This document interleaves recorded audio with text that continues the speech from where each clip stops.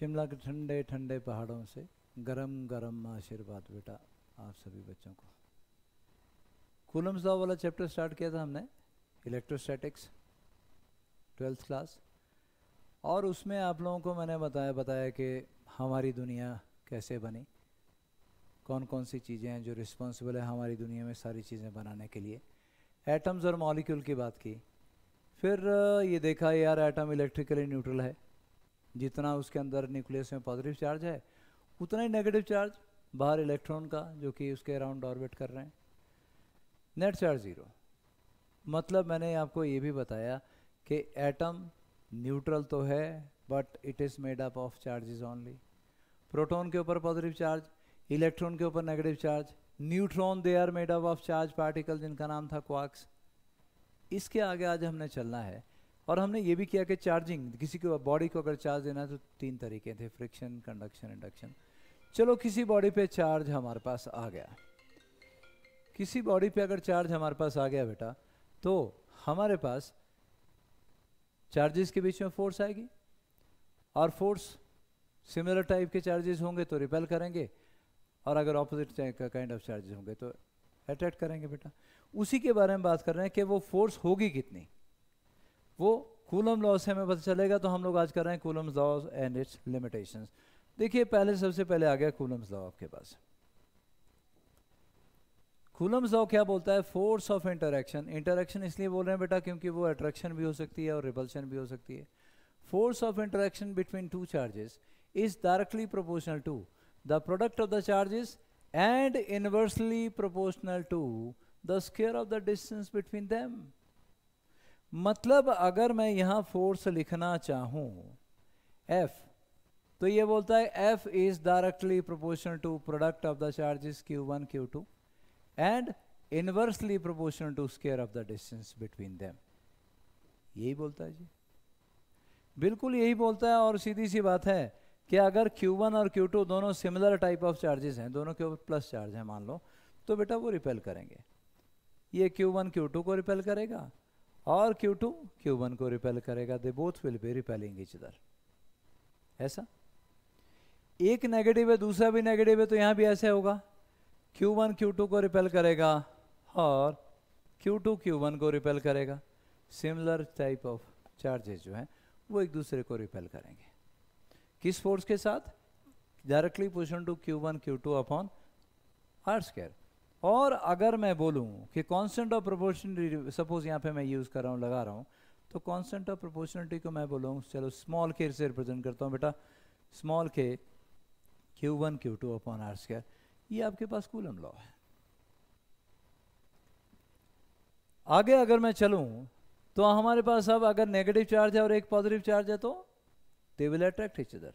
और अट्रैक्ट अगर करेंगे तो कुछ ऐसे, Q2 Q1 को बेटा अट्रैक्ट करेगा और Q2 को Q1 अट्रैक्ट, मतलब दोनों एक दूसरे की तरफ अट्रैक्ट होंगे। फोर्स का मैग्नीट्यूड वही रहेगा जो हमने पहले बोला था, F equal to small K is constant of proportionality Q1 Q2 upon are square. क्या इसको देख के आपको किसी और लॉ की याद आ रही है? ग्रेविटेशन में भी तो यही किया था कि दो मासेस अगर आपके पास हैं M1 और M2, they attract each other with a force which is directly proportional to product of charges and inversely proportional to square of the distance between them। inverse square law था बेटा वो भी, वैसे ही है inverse square law है। आगे बढ़ते हैं जी, आगे बढ़ते हैं हम लोग। अभी K की वैल्यू पंगा होगा कि K होगा तो कितना होगा, जरा आगे इसकी वैल्यू भी देख लेते हैं जी। तो कूलम लॉ आपने देख लिया, F आपके पास आ गया K, small k, constant of proportionality Q1 Q2 upon are square के बराबर, where R is separation between the two charges. ये इसको रिपेल करेगा, ये इसको रिपेल करेगा, और वही फोर्स ऑफ रिपल्शन F हम देख रहे हैं। ये फोर्सेस इक्वल एंड ऑपोजिट होंगी, action and reaction are equal and opposite. Q1 ने Q2 के ऊपर लगाई, Q2 ने Q1 के ऊपर लगाई, ऑपोजिट डायरेक्शन में है, मैग्नीट्यूड बराबर होंगे। उस मैग्नीट्यूड को मैं लिख रहा हूँ F equal to K Q1 Q2 upon are square. ऐसा यूनिट अगर होगा, अब K की वैल्यू भी कुछ होनी चाहिए, ऐसा यूनिट होगा, और दोनों चार्जेस के बीच में मान लो एयर है, एयर और वैक्यूम, अप्रॉक्सीमेटली दोनों के लिए सेम आएगा के की वैल्यू। और वो के की वैल्यू कितनी आती है एसआई यूनिट में? बेटा एसआई यूनिट में के की वैल्यू आती है 1/4 पाई एप्सिलॉन नॉट, और इसकी वैल्यू आती है फर्दर 9 × 10⁻⁹। अगर मैं यूनिट निकालूं तो यूनिट के क्या आएंगे? के यूनिट आप यहाँ से निकाल सकते हो। के की वैल्यू आएगी FR² अपॉन Q1 Q2। तो ऐसा ही यूनिट क्या बना? न्यूटन मीटर स्क्वायर पर कूलम स्क्वायर बेटा। हाँ तो न्यूटन मीटर स्क्वायर पर कूलम स्क्वायर, ये के की वैल्यू आ गई। पर ये एप्सिलॉन नॉट क्या भला है? एप्सिलॉन नॉट क्या है? परमिटिविटी ऑफ फ्री स्पेस और एयर, दोनों की अप्रोक्सीमेटली सेम। और इसकी मैथमेटिकल वैल्यू अगर आपको देखनी है तो इट इज 8.854 इंटू 10⁻⁻12 के बराबर बेटा। 8.854 इंटू 10⁻⁻12 के बराबर। तो आप यहाँ पे अगर चाहो, इसको अगर मैं हटाऊँ थोड़ी देर के लिए और मैं यहाँ सब्स्टिट्यूट करूँ कि एफ कितना आ गया, तो एफ आ गया बेटा 1/4 पाई, ऐसा यूनिट की बात कर रहा हूँ, 4 पाई epsilon naught Q1 Q2 upon R²। और यहाँ से अगर मैं एप्सिलॉन नॉट फाइंड आउट करना चाहूँ तो आ गया 1/4 पाई F Q1 Q2 upon R²। तो ऐसे एप्सिलॉन नॉट का ऐसा यूनिट क्या बना फिर? कूलम स्क्वायर पर न्यूटन पर मीटर स्क्वायर। कूलम स्क्वायर पर न्यूटन पर मीटर स्क्वायर, कूलम स्क्वायर पर न्यूटन पर मीटर स्क्वायर। सुनने में वर्ड थोड़ा अजीब सा लगता है, permittivity of free space. Permittivity word बेटा परमिशन से बना है, तो परमिशन की जरूरत क्यों पड़ गई भाई यहाँ पे? क्या है कि परमिशन? देखिए हम लोग, इंसान लोग, हमें अगर किसी के ऊपर फोर्स एग्जर्ट करनी है तो डायरेक्ट टच पे आना पड़ेगा। मुझे इसके ऊपर फोर्स लगानी तो डायरेक्ट हिट करना पड़ेगा। ऐसा नहीं होता कि मैंने किसी के ऊपर, सामने कोई इंसान है और मैंने उसके ऊपर फोर्स लगानी और मैंने बस दूर से ही फोर्स लगा दी और बंदा वहाँ पे लंबा पड़ा हुआ। ये हम नहीं कर सकते, लेकिन चार्जेस ऐसा कर सकते हैं। At a distance interaction charges में पॉसिबल है।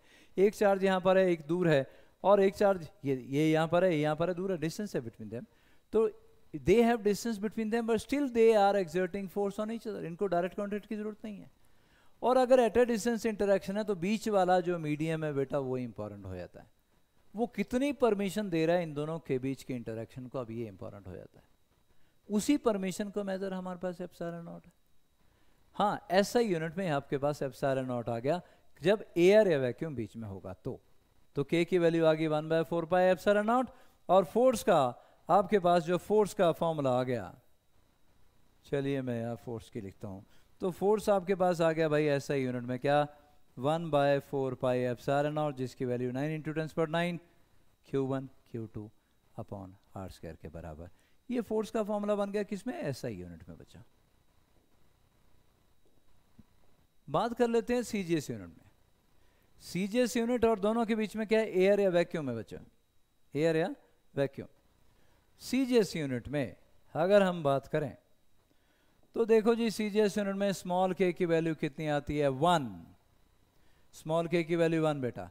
और अगर स्मॉल के की वैल्यू 1 आ गई तो फोर्स आ गया Q1 Q2 अपॉन R²। कुछ चीजें और बताने को रह गई यहाँ पे कि अब यूनिट क्या रहेगा। सीजीएस यूनिट फोर्स का डाइन, डिस्टेंस बेटा काय में होगा? सेंटीमीटर में। चार्ज काय में होगा? यहाँ स्टैट कूलम में होता है बेटा सीजीएस, स्टैट कूलम। तो यहां रह गया था बेटा बताना, यहाँ फोर्स न्यूटन में, राइट। चार्ज कूलम में, डिस्टेंस बच्चा मीटर में होगा। क्या रिलेशन है दोनों में, कूलम और स्टैट कूलम में? कुछ बिल्कुल है जी, रिलेशन भी है। और वो रिलेशन क्या होगा? रिलेशन ये रहा बेटा 1 coulomb equal to 3 × 10⁹ stat coulomb बच्चों। 3 × 10⁹ स्टैट कूलम। खैर अब जो होता है बच्चों, अब सीजीएस यूनिट गायब ही हो चुके हैं तकरीबन, जो बुक्स में आपको न्यूमेरिकल मिलेंगे वो सब एसआई यूनिट में होंगे। तो एसआई यूनिट की ज़्यादा इंपॉर्टेंस है, लेकिन फिर भी कोई न्यूमेरिकल कोई कहीं पे आपको टकरता है कि यार सीजीएस यूनिट में ही डाइन में कैलकुलेट करिए, तो चार्ज आपका स्टैट कॉलम में दिया होगा। नहीं होगा तो आपके पास ये कन्वर्शन फैक्टर है 1 coulomb is equal to 3 × 10⁹ stat coulomb के बराबर।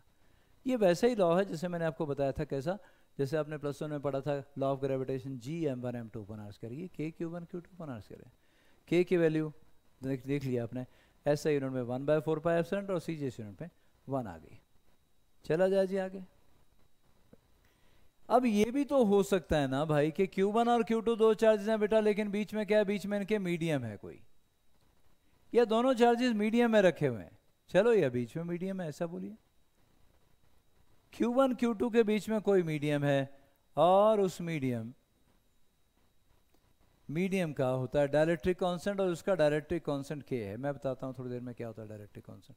कैपिटल K है बेटा, वो स्मॉल k था कांस्टेंट। तो कूलम्स लॉ हमारे पास आ गया F = K Q1 Q2/r², है ना, K Q1 Q2/r² बेटा, Q1 Q2/r²। जब एयर थी बीच में तो आपने कर लिया कि क्या आएगा, लेकिन अब दोनों के बीच में मीडियम है, और अगर मीडियम है तो इस स्मॉल k की वैल्यू मीडियम के लिए क्या आएगी, जरा ध्यान से देखिएगा, ये आएगी 1/4π सिर्फ एप्सिलॉन। इसको क्या रीड करते हैं बेटा, पहले भी बताया था, एप्सिलॉन, EPSILON, एप्सिलॉन। पहले नॉट लगा था साथ में, अब सिर्फ एप्सिलॉन है, 1/4π एप्सिलॉन। मतलब मीडियम में अगर आप लिखना चाहो कि मीडियम में फोर्स कितनी आएगी, तो आएगी 1/4π एप्सिलॉन Q1 Q2/r² के बराबर बच्चा।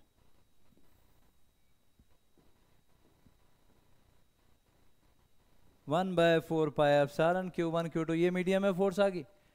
एयर में कितनी आई थी, 1/4π एप्सिलॉन नॉट आई थी, लेकिन यहां पर आई 1/4π एप्सिलॉन Q1 Q2/r² के बराबर। अगर हम सीजीएस यूनिट में जाते हैं तो इसी K की वैल्यू हमारे पास आती है 1/K। अब ये K क्या बेटा, K is dielectric constant of the medium, dielectric constant of the medium बच्चा।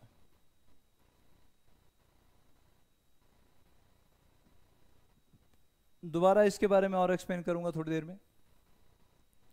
Dielectric constant of the medium, तो K की वैल्यू अगर स्मॉल k आ गई तो मीडियम में फोर्स कितनी होगी सीजीएस यूनिट में, ये आ गई 1/K।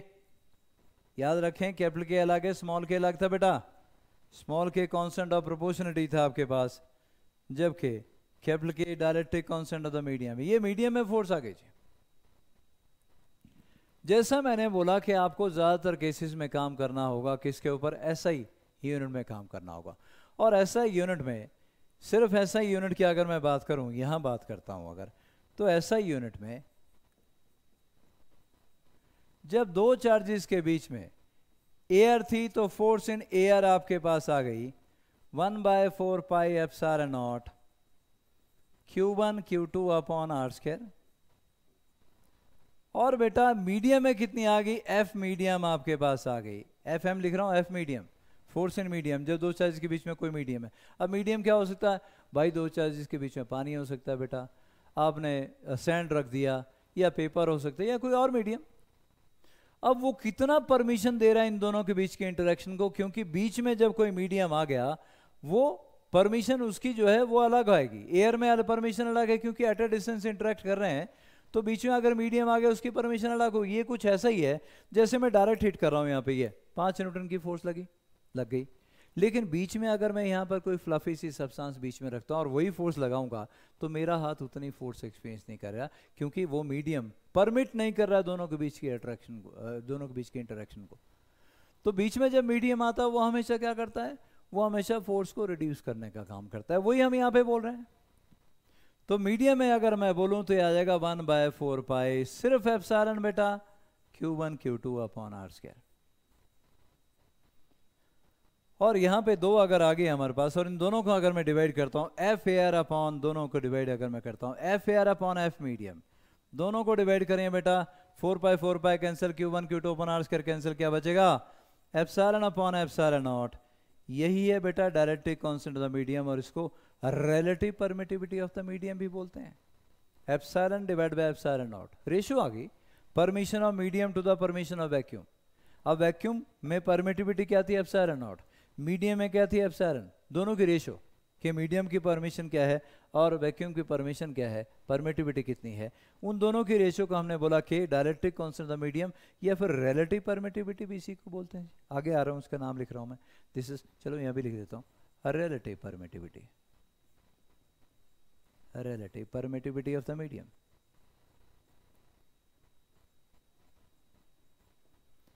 तो सिर्फ ऐसा यूनिट की बात करूं तो एयर के लिए 1/4 पाई एप्सिलॉन, जो कि 9 × 10⁻⁹ के बराबर होता है, Q1 Q2 upon are square. Medium में 1/4 पाई एप्सिलॉन नॉट नहीं, सिर्फ epsilon, Q1 Q2 upon are square, दोनों को डिवाइड किया तो एप्सिलॉन अपॉन एप्सिलॉन नॉट आ गया, रेशियो आ गई, और इसी को बोलते हैं relative permittivity of the medium. Coulomb law ही चलाओ बेटा अभी, पर कूलम लॉ में हम क्या कैलकुलेट कर रहे हैं, फोर्स फाइंड आउट कर रहे हैं ना बेटा।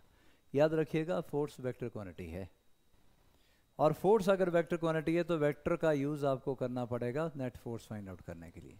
मतलब आगे जाने से पहले यहाँ से पूरा वेक्टर का चैप्टर आप रिफ्रेश करिए, फिर इसके न्यूमेरिकल प्रॉब्लम सॉल्व करने में आपको कोई दिक्कत नहीं आएगी।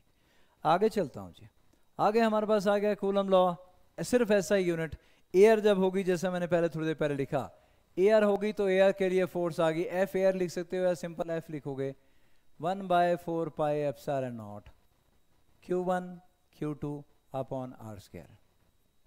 और अगर मीडियम होगा दोनों के बीच में तो F medium, F M show कर रहा हूं, इट इज 1/4 पाई एप्सिलॉन, है ना बच्चों, Q1 Q2 upon are square के बराबर। ये इक्वेशन नंबर 1, ये इक्वेशन नंबर 2, सिर्फ ऐसा यूनिट की बात कर रहा हूं क्योंकि ज़्यादातर प्रॉब्लम आपको ऐसा यूनिट में ही आने वाली है ना, न्यूमेरिकल जितने आज की बुक में होंगे वो सारे ऐसा यूनिट में गिवन होते हैं।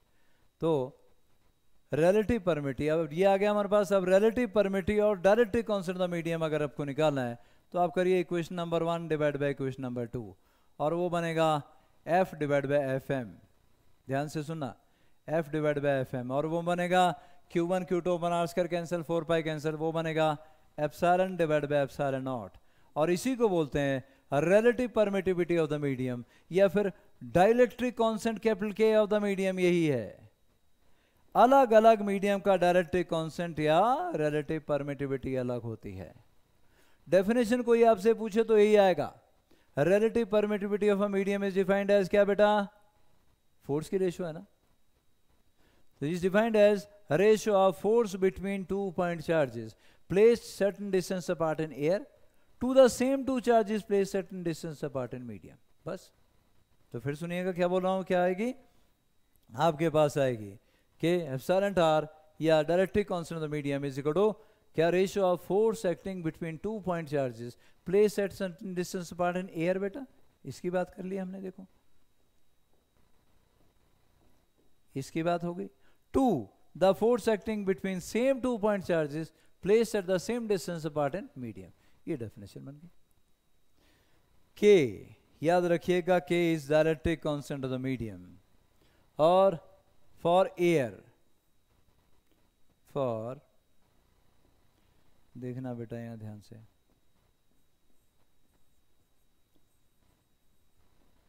फॉर एयर और वैक्यूम,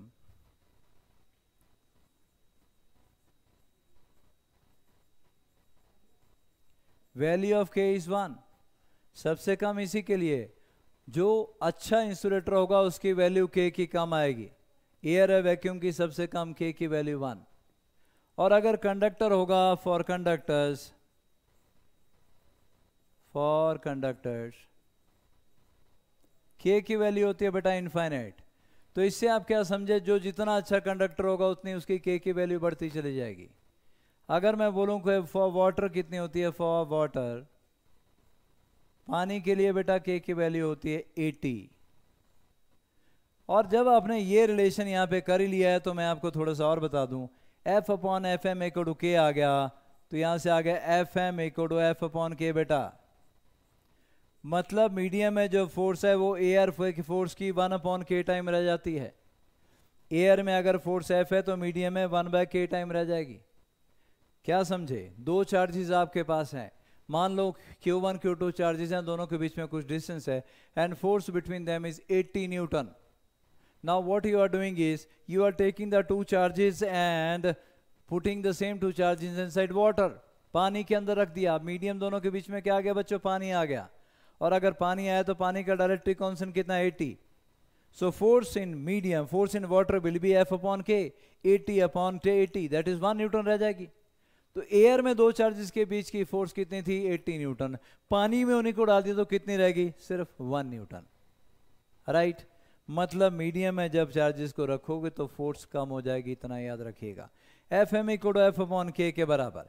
जैसा आपने यहाँ लिखा था एप्सिलॉन, और यहाँ पे आपके पास आ गया ε/ε = εr या K।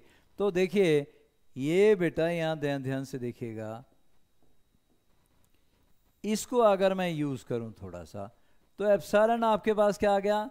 K∈0 आ गया, या εr × ε0 आ गया।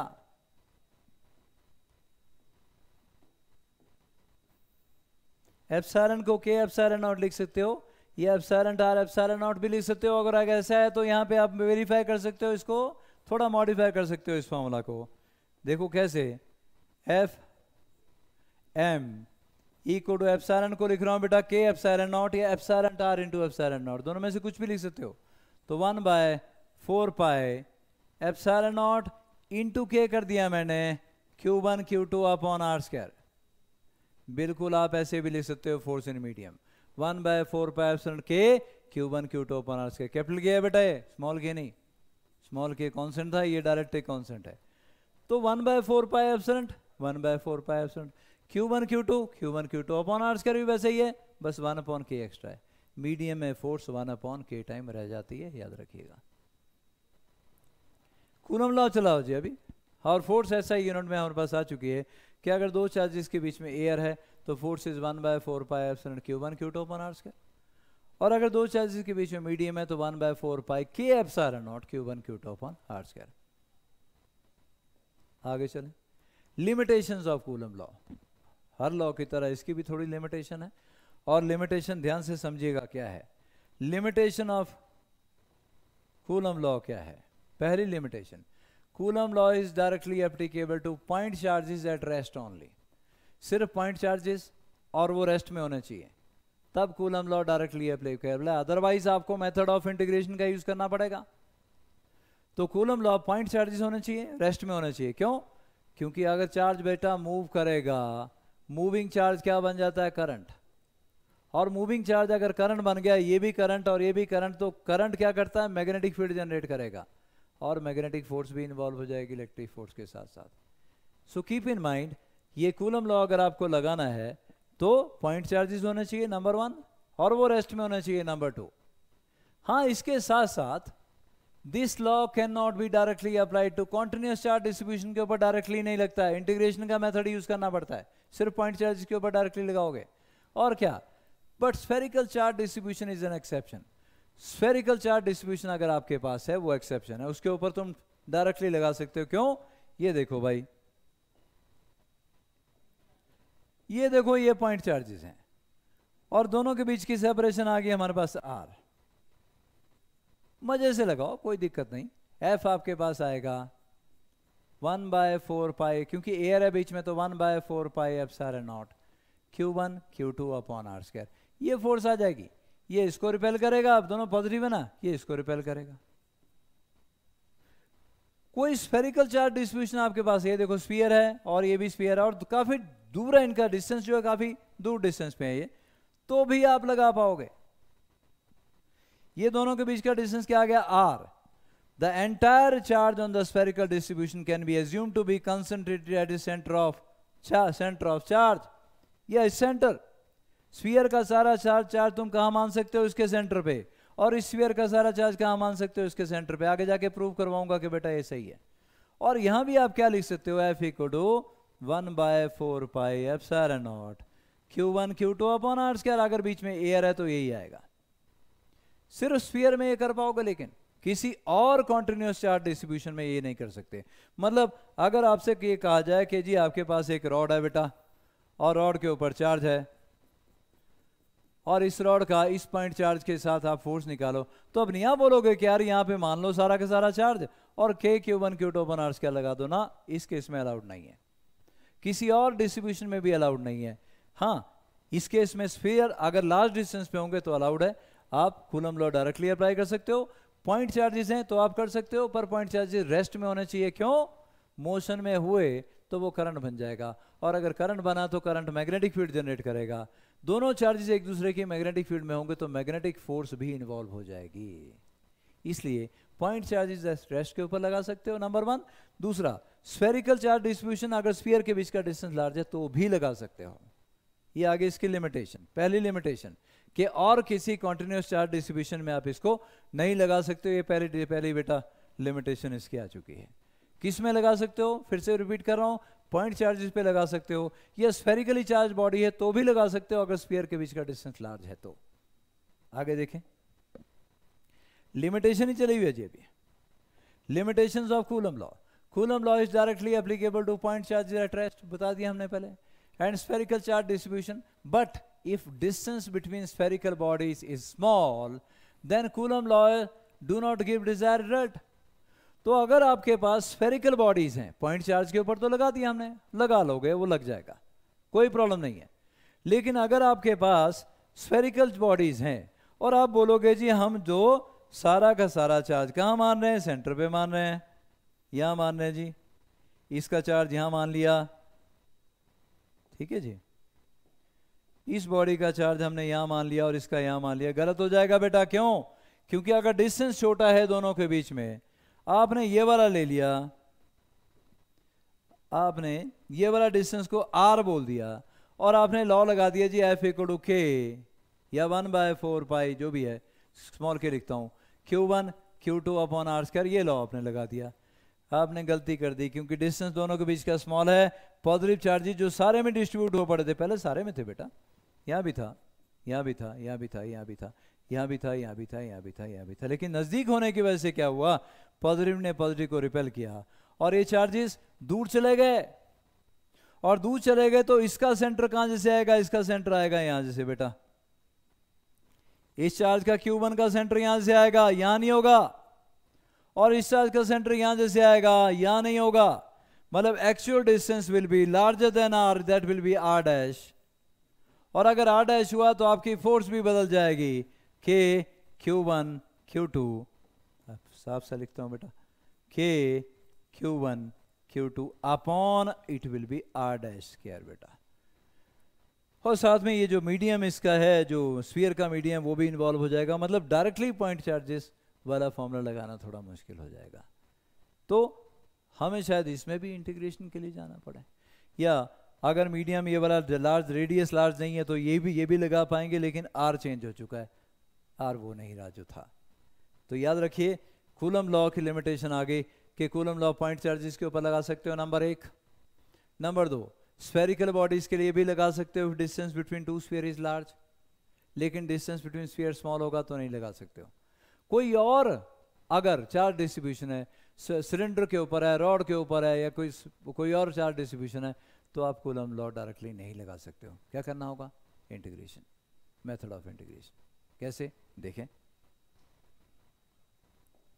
अगला देखें, फॉर कॉन्टिन्यूस चार्ज डिस्ट्रीब्यूशन, यहां लिखा हुआ बेटा मैंने, for continuous charge distribution coulomb law cannot be applied directly but method of integration is used.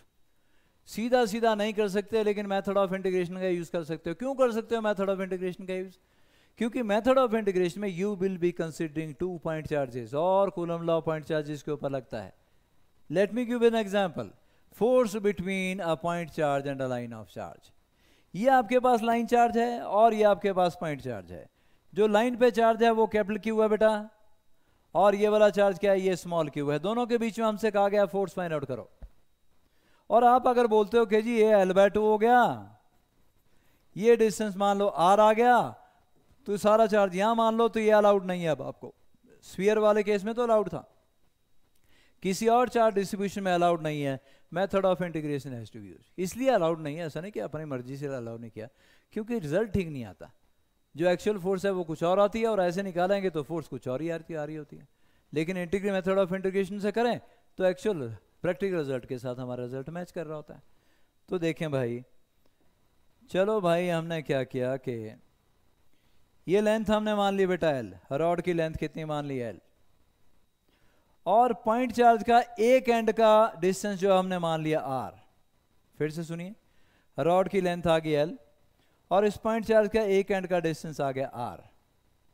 मुझे क्या करना है, मैं जानता हूं कि coulomb law can be applied to point charges only.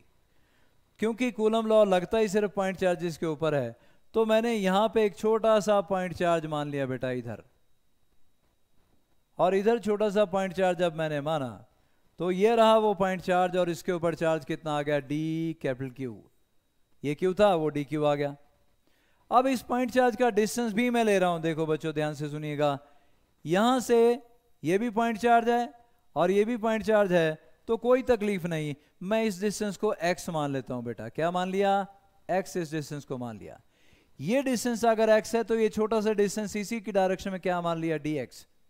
अगर मैं इस डिस्टेंस को y बोलता तो इसको dy बोलता, अगर मैं इस डिस्टेंस को z बोलता तो इसको dz बोलता। बस इतना ध्यान रखिए, उसी की डायरेक्शन में है ना, उसी का छोटा सा पार्ट dx, अगर ये y होता तो dy।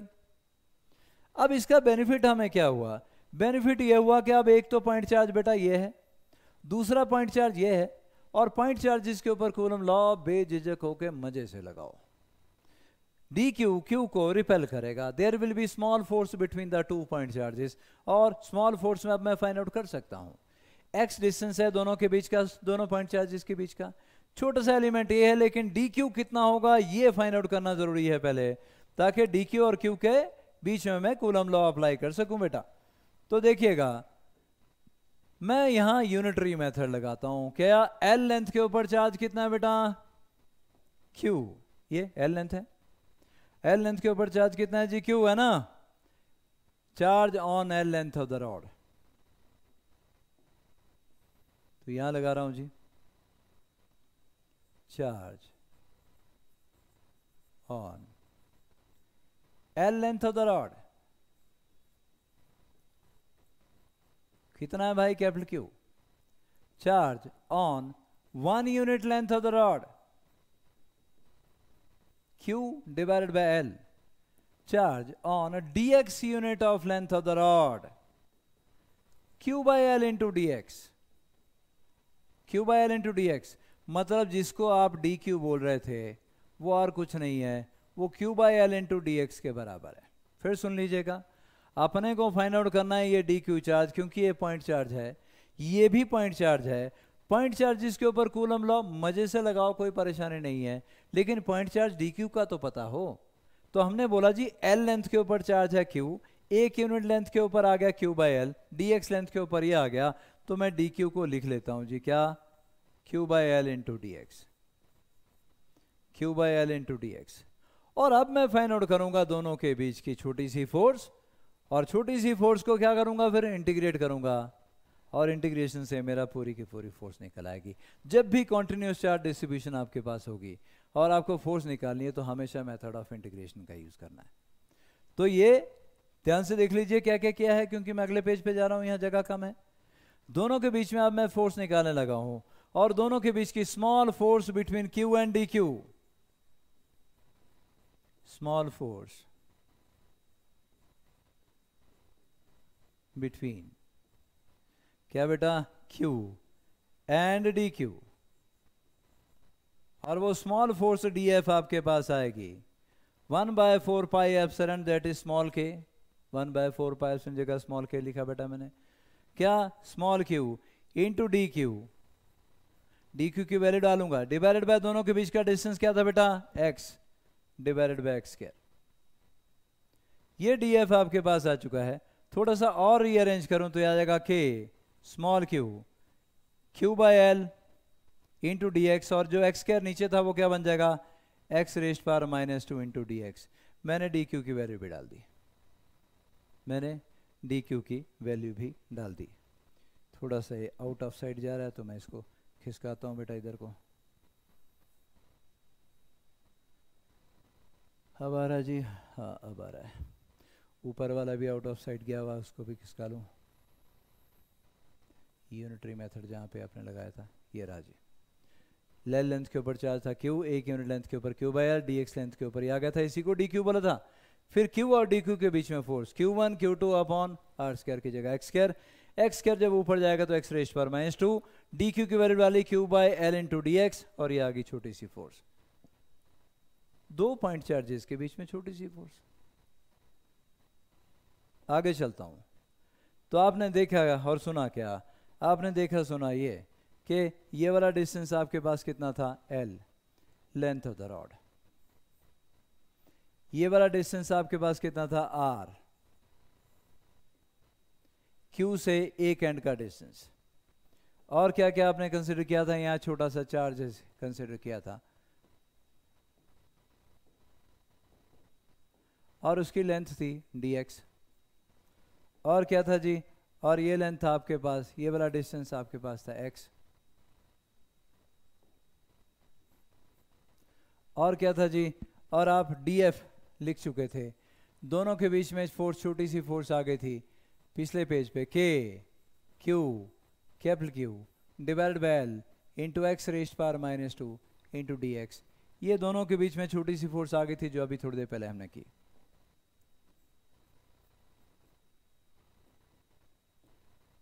अब ध्यान से सुनिएगा जी, और ध्यान से क्या सुनना है, ये तो छोटे से dq की वजह से फोर्स निकाली यार आपने। ये तो dq ये था q by L into D x के बराबर था।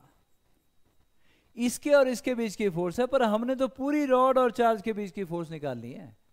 अब इंटीग्रेशन क्या? इंटीग्रेशन सम ही तो होता है। एडिशन का दूसरा फॉर्मूला है इंटीग्रेशन। जब एडिशन आपको लगे कि मुश्किल है तो आप इंटीग्रेशन का अप्लाई करते हो। तो एक छोटे से एलिमेंट की वजह से इतने फोर्स है, पूरी रॉड की वजह से क्या फोर्स होगी जरा देखते हैं जी। पूरी रॉड की वजह से जो फोर्स होगी वो देख लेते हैं जी। तो इंटीग्रेट करेंगे। x वेरिएबल डिस्टेंस है, x यहां हो सकता था, यहां ये वाला एलिमेंट यहां हो सकता था, यहां हो सकता था, तो x वेरिएबल है बेटा। ध्यान से सुनिएगा, x रॉड कहां से शुरू हुई? यहां से शुरू हुई, और यहां x किसके बराबर था? r के बराबर। ये r x equal to r से रॉड शुरू हुई, खत्म कहां हुई? रॉड खत्म हुई यहां पर, और यहां x कितना हो जाएगा? r plus L, r plus L पे जाके खत्म हो गई। फिर सुनिएगा, दिस इज इंपॉर्टेंट। पूरी रॉड इंक्लूड करनी है। यहां से रॉड शुरू होती है, x इक्वल टू r से रॉड शुरू होती है, और यहां रॉड खत्म होती है, x equal to r plus L पे जाके रॉड खत्म होती है। तो मुझे अब क्या निकालनी है? फोर्स निकालनी है। और फोर्स निकालने के लिए, ये df था बेटा, छोटी सी फोर्स है ना, मुझे इसको इंटीग्रेट करना है, df को इंटीग्रेट करना है और फोर्स निकालनी है। तो df को इंटीग्रेट करूंगा, मेरे पास फोर्स आ जाएगी। तो मैं इंटीग्रेट कर रहा हूं जी, इंटीग्रेशन में डाल रहा हूं क्या? k capital Q small q upon l into integration of x raised power -2 into dx।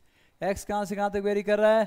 x equal to r से शुरू हुआ, x इक्वल टू r से रॉड शुरू हुई, और r प्लस एल पे जाके खत्म हो गई। लिमिट डालनी होगी आपको, खुद ही डालनी है लिमिट, और बहुत लॉजिकल है। पूरी रॉड इंक्लूड करनी है, तो x इक्वल टू r पे रॉड शुरू हुई, x equal to r plus L पे जाके रॉड खत्म भी हो गई। सॉल्व करिए जी। x रेज्ड पावर -2 का इंटीग्रेशन क्या होता है बेटा? x raised power n into D x का फॉर्मूला क्या था? इंटीग्रेशन का फॉर्मूला था x raised power n plus 1 divided by n plus 1। तो x रेज्ड पावर -2 का फॉर्मूला क्या बनेगा? x raised power -2 plus 1 divide bye -2 plus 1, मतलब x raised power -1 divide bye -1, मतलब -1 अपॉन x। ये बनेगा -1 अपॉन x के बराबर। और अगर ये -1 अपॉन x बनता है तो लिख दूं इंटीग्रेशन उसका -1 अपॉन x। तो चलो भाई लिखते हैं, f आपके पास आ गया k capital Q small q upon l into -1 upon x, और limit r to r plus l। बहुत ध्यान से सुनिएगा बेटा, f आपके पास आ गया k capital Q small q upon l, minus sign बाहर भी निकाल सकते हो, और माइनस को गायब करने का एक तरीका और भी है, लिमिट ऊपर की नीचे और नीचे की ऊपर कर दोगे तो अंदर वाला माइनस साइन गायब, क्योंकि माइनस करनी होती है ना, upper limit minus lower limit. तो आप ये माइनस साइन का प्लस बन जाएगा अगर ऊपर की लिमिट नीचे और नीचे की लिमिट ऊपर करो। मैं वही करने लगा हूं। 1/x, ऊपर की लिमिट नीचे आ गई, नीचे की लिमिट ऊपर चली गई। सॉल्व करिए जी। f का फॉर्मूला तैयार है आपका।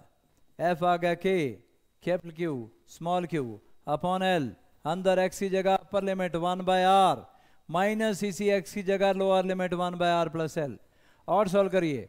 r plus L minus R, L बच जाएगा ऊपर, इस एल के साथ कैंसिल हो जाएगा और आपके पास आंसर आ जाएगा k capital Q small q into क्या बचा बेटा, ऊपर बच गया देखो r plus L minus R, L बचा था ना, L cancel, divided by r into R plus L. शुरू में आपको लग रहा था कि शायद क्वेश्चन मुश्किल होगा और जो फाइनल फॉर्मूला आएगा वो भी शायद मुश्किल आए, लेकिन अब अगर आप देखोगे तो क्या आया आंसर। आंसर आपका आया, इसको हटा देता हूं जी, आंसर आपका तैयार है और आंसर आपका आ चुका है क्या जी, f equal to k q1 q2 upon are square आना था ना बेटा। अब आर स्क्वायर की जगह क्या है, रॉड के एक एंड का डिस्टेंस r इंटू रॉड के दूसरे एंड का distance r plus L, r into R plus L. आपके लिए याद रखने के लिए बहुत ही आसान सा रिजल्ट आ चुका है। आंसर हुआ करता था k q1 q2 upon are square के बराबर, लेकिन यहां पर आंसर आ चुका है k q1 q2 upon rod के एक एंड का डिस्टेंस इंटू रॉड के दूसरे एंड का डिस्टेंस। एक एंड का डिस्टेंस r है, दूसरे एंड का डिस्टेंस क्या है बेटा, r प्लस एल के बराबर है। और ये क्वेश्चन IIT JEE में आ चुका है। वेरियस अगर आप देखोगे डिफरेंट बुक्स में जगह जगह ये क्वेश्चन आया हुआ है। एक बार शुरुआत में IIT में आया था बेटा, काफ़ी साल पहले, मुझे अब ध्यान तो नहीं है, लेकिन बहुत साल पहले IIT में आया था। उसके बाद ये जगह जगह घुमा और मेडिकल एंट्रेंस में भी, इंजीनियरिंग एंट्रेंस में भी। पहले मेडिकल एंट्रेंस अलग स्टेट के अलग होते थे और इंजीनियरिंग जो एंट्रेंस थे वो अलग अलग प्राइवेट कॉलेज अपने लेते थे। सिर्फ IIT का अलग होता था, बाकी अलग हुआ करते थे। तो बहुत जगह घुमा है क्वेश्चन और फाइनली इतना लंबा अब अपने को याद नहीं रखना, एक बार डेरिवेशन करनी होती है। अब याद ये रखना है कि क्या फोर्स आएगी दोनों के बीच में, k q1 q2 upon rod के एक एंड का डिस्टेंस इंटू रॉड के दूसरे एंड का डिस्टेंस। हमने कूलम्स लॉ और उसकी लिमिटेशन करनी थी बेटा, आज वो कर ली। नेक्स्ट लेक्चर में मैं आपको इसकी क्लासिक प्रॉब्लम कूलम्स लॉ की, बहुत बढ़िया प्रॉब्लम, लेकिन प्रॉब्लम से पहले कुछ एक आर्टिकल फॉर्म में कुछ चीज़ें हैं जो कि आपको बुक्स में कम मिलती हैं, लेकिन वो चीज़ें मैं करवानी है, उसी के ऊपर बेस्ड फिर आगे न्यूमेरिकल करवाऊंगा। और न्यूमेरिकल के लिए आपको इसमें वेक्टर चाहिए, फोर्स वेक्टर क्वांटिटी है, और वेक्टर अगर आपको अच्छे से आते हैं तो इसके न्यूमेरिकल बहुत ही आसान है। आज के लिए इतना ही बच्चों। नेक्स्ट लेक्चर में कूलम लॉ के ऊपर बेस्ड बहुत इंपॉर्टेंट चीज़ें करेंगे हम लोग और बहुत इंपॉर्टेंट न्यूमेरिकल, ताकि आप देख के बता सको। क्या कई चीज़ें तो ऐसी होती है कि देखने में बहुत मुश्किल लगता है, यार ये तो बहुत मुश्किल है, लेकिन आप देख के उसको कैलकुलेट करके करने की ज़रूरत नहीं आपको पड़ेगी। मतलब इस तरीके से करेंगे हम लोग, मज़े से आप न्यूमेरिकल अटेम्प्ट कर पाओगे। Thank you very much.